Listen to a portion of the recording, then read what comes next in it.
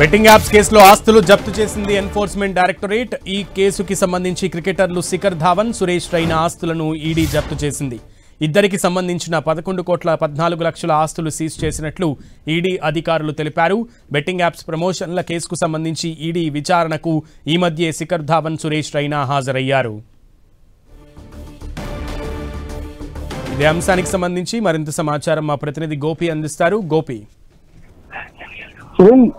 ఏదైతే betting apps కి సంబంధించి కూడా ఈ యొక్క క్రికెటర్స్ బెట్టింగ్ యాప్స్ ని ప్రమోట్ చేశారు. దాంతో భాగంగా ఈ యాడ్స్ లో వాళ్ళు నటించినందుకు గాను భారీగా పారితోషికం తీసుకున్నారంటూ కూడా ఈడీ అభియోగాలు నమోదు చేయడం జరిగింది. అయితే ఇటీవల ఇప్పటికే ఈ యొక్క బెట్టింగ్ యాప్స్ పైన ఈడీ విచారణకు ఇటు శిఖర్ ధావన్ అదేవిధంగా రైనా కూడా రావడం జరిగింది. అయితే ఇటు ఈ రోజు వారికి సంబంధించిన ఆస్తులను జప్తు చేసుకుంటున్నట్టుగా కూడా ఈడీ అధికారికంగా చెప్పడం జరిగింది. 11.14 కోట్ల ఆస్తులను ఈడీ జప్తు చేసింది. అయితే ప్రస్తుతం సుప్రీంకోర్టు ఏదైతే ఈ యొక్క బెట్టింగ్ యాప్స్ కి సంబంధించి కూడా కొంత మార్గదర్శకాలని సూచించడం, అదేవిధంగా పార్లమెంట్ లో బెట్టింగ్ యాప్స్ ను నిషేధిస్తూ చట్టం తీసుకొచ్చిన తర్వాత ఈ బెట్టింగ్ యాప్స్ పైన ప్రమోట్ చేసిన వాళ్ళు భారీగా పారితోషికం తీసుకుంటూ ఈ బెట్టింగ్ యాప్స్ ను ప్రమోట్ చేయడము. అయితే అభిమాన క్రికెటర్లు తాము అభిమానించే క్రికెటర్లు ఈ యొక్క బెట్టింగ్ యాప్స్ లో ప్రమోట్ చేయడం తోటి భారీగా పెట్టుబడులు పెట్టి దాంట్లో మోసపోయిన యువతులు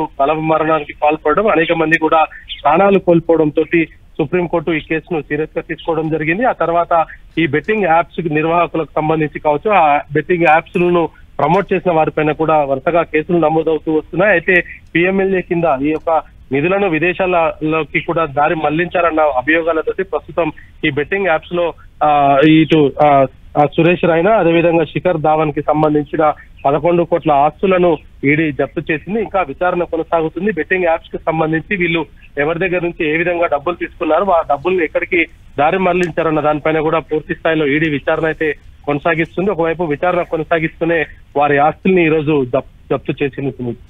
ఓకే గోపి.